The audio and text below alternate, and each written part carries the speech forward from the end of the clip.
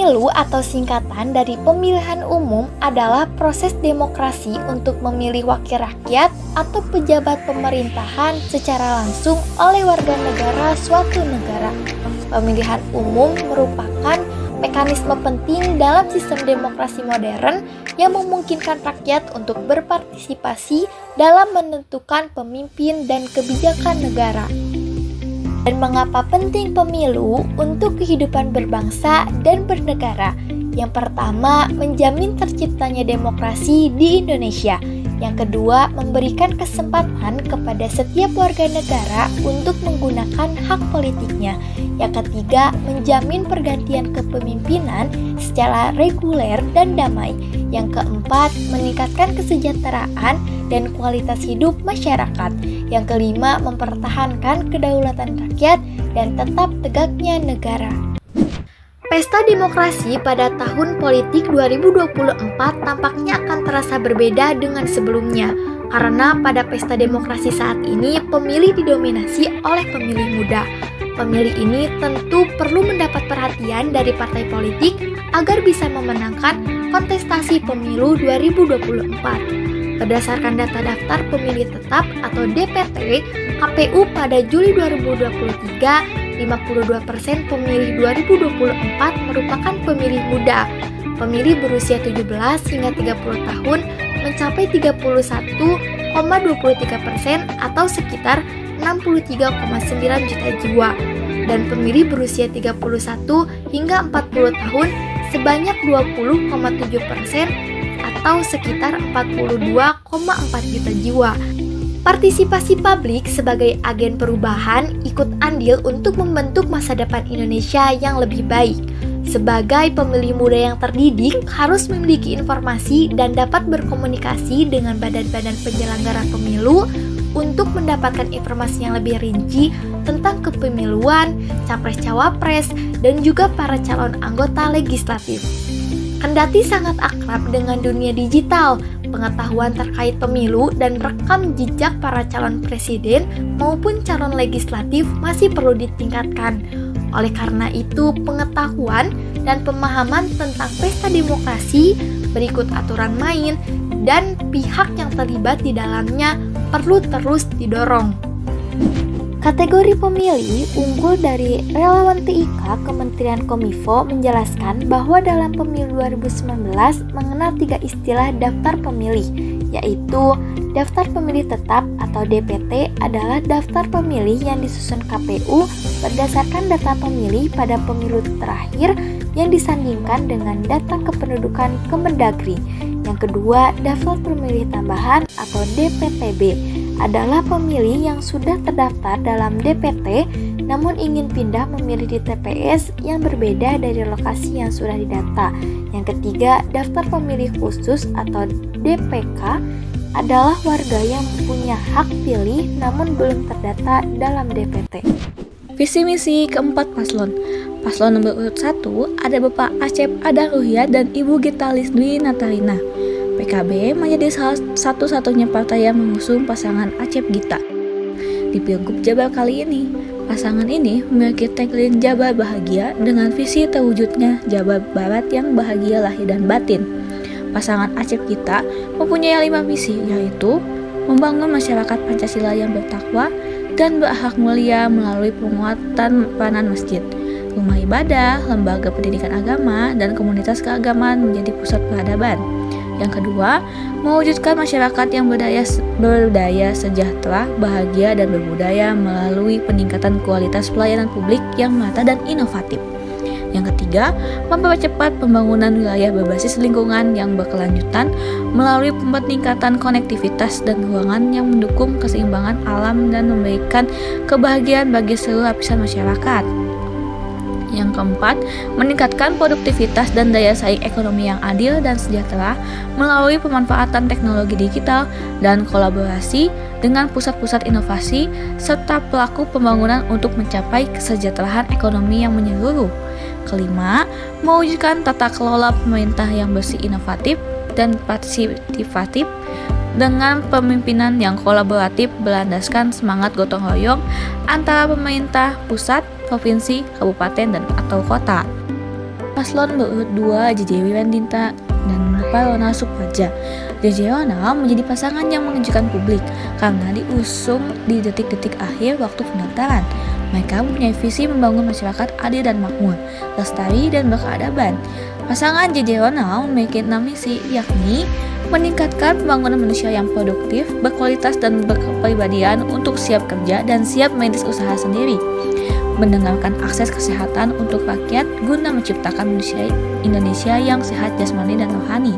Yang ketiga, mewujudkan keadilan sosial melalui kebijakan yang memperkuat kapasitas ekonomi rakyat, termasuk kapasitas produksi pangan oleh petani dan nelayan, serta mendukung kegiatan ekonomi skala kecil, menengah, inklusif, dan kreatif. Yang keempat, membangun kemandirian ekonomi daerah berbasis potensi sumber daya lokal. Yang kelima, setia pada amanah penderita rakyat atau AMPERA. Pancasila UUD 1945 menjunjung tinggi hukum demi menjamin hak-hak rakyat, serta menjalankan tata pemerintahan daerah yang bersih, bebas dari korupsi, dan berkeadaban. Yang keenam, memajukan kebudayaan setempat dalam semangat kebinekaan dan toleransi serta menjaga kelestarian lingkungan hidup warisan leluhur bangsa Indonesia. Pasangan nomor urut 3, pasangan Syekhul Ilham Habibie maju di Pilgub Jabar dengan didusung Partai Nasdem, PKS, dan P3. Mereka mempunyai tagline Jabar Asih dengan visi membangun Jawa Barat yang silih asih, silih asa, dan silih asuh untuk Indonesia maju.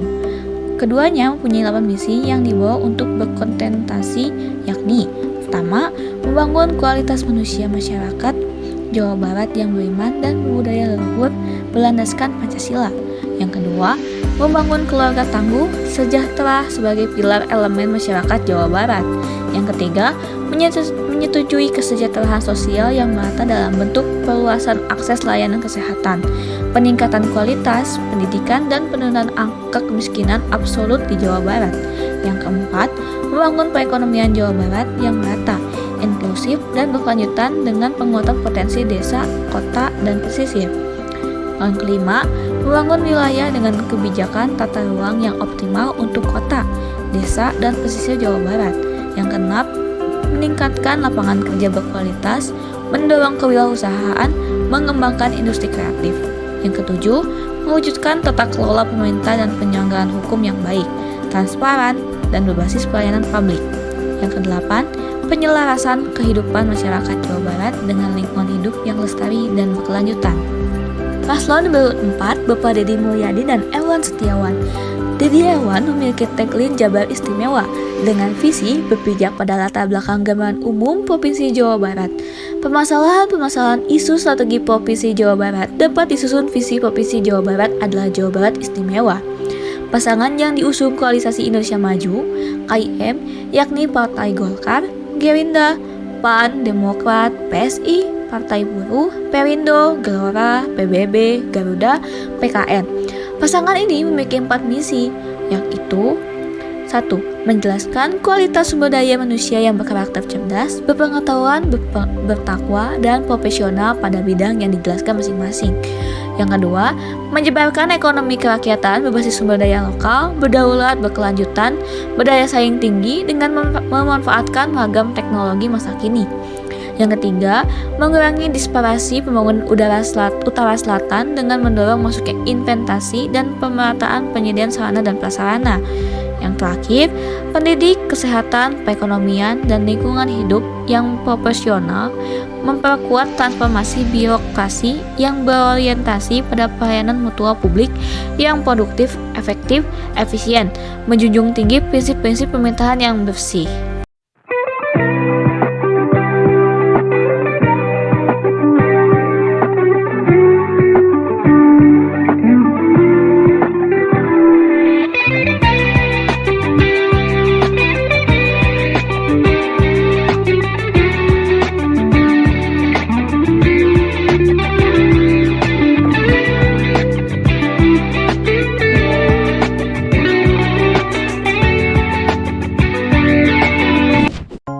Selanjutnya, ada cara-cara atau tahapan dalam pemilihan umum. Tahap yang pertama, pemilih datang ke TPS atau tempat pemungutan suara untuk menyalurkan hak pilihnya. Tahap yang kedua, di lokasi TPS, pemilih akan diminta panitia untuk mengisi daftar hadir. Tahap yang ketiga, pemilih diminta untuk menyerahkan KTP atau kartu tanda penduduk dan juga surat formulir pemberitahuan model C6. Lalu, tunggu hingga panitia memanggil nama pemilih. Tahap yang keempat, setelah dipanggil, pemilih dapat mengambil surat suara dan pergi ke bilik suara untuk melakukan pencoblosan. Lalu tahap yang kelima, pemilih melakukan pencoblosan pada surat suara sesuai ketentuan. Tahap yang keenam, setelah mencoblos, lipatlah surat suara sesuai petunjuk. Tahap yang ketujuh, masukkan surat suara ke kotak suara yang sudah disediakan. Lalu tahap yang terakhir, atau tahap ke-8, sebelum meninggalkan TPS, pemilih wajib mencelupkan salah satu jari ke tinta sebagai bukti telah memberikan hak suara Anda pada pemilu 2024. Selain cara-cara atau tahapan dalam pemilihan umum, proses penghitungan suara dan siapa yang terlibat pun memiliki beberapa tahapan. Beberapa tahapan tersebut diantaranya sebagai berikut. Proses yang pertama yaitu pemungutan suara. Pada hari pemilu, pemilih memberikan suara mereka di tempat pemungutan suara atau TPS. Pemilih akan memilih dengan cara mencoblos di kertas suara sesuai dengan calon atau partai yang dia pilih. Proses yang kedua yaitu penghitungan di TPS. Setelah pemungutan suara selesai, penghitungan suara pun dilakukan. Biasanya, penghitungan ini dilakukan di TPS oleh petugas yang disebut kelompok penyelenggara pemungutan suara atau KPPS. Proses penghitungan dilakukan di hadapan saksi dari partai politik atau calon yang berkompetisi, serta pengawas dari Badan Pengawas Pemilu atau Bawaslu. Suara dihitung untuk setiap calon atau partai dan hasilnya dicatat dalam formulir C1 untuk pemilu legislatif atau formulir C1 plano untuk pemilu presiden yang berisi jumlah suara yang diperoleh oleh masing-masing peserta pemilu. Proses yang terakhir yaitu rekapitulasi suara. Setelah suara dihitung di TPS, hasil penghitungan suara tersebut kemudian disampaikan ke tingkat yang lebih tinggi, dimulai dari panitia pemungutan suara atau PPS di tingkat desa atau kelurahan, lalu ke panitia pemilihan kecamatan atau PPK, dan kemudian ke Komisi Pemilihan Umum atau KPU di tingkat kabupaten atau kota dan provinsi.